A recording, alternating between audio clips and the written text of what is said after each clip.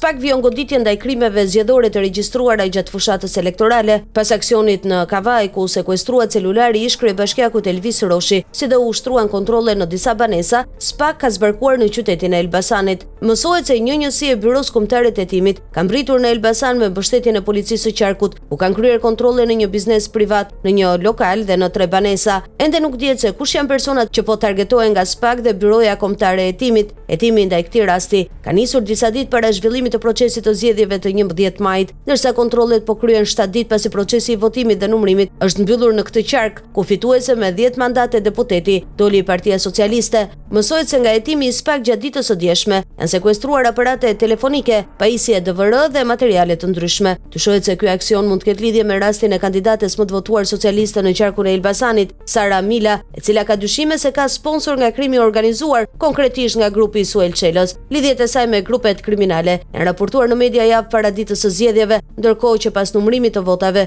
dyshimet u shtuan edhe më shumë për ndikim të krimit për shkak të numrit të madh të votave preferenciale që ajo kishte marrë edhe pse nuk ishte një figurë e njohur. Megjithatë, situata e kontrolleve të SPAK në Elbasan mbetet ende e paqartë dhe pritet të kemi një njoftim nga ana e prokurorisë së posaçme lidhur me rastin.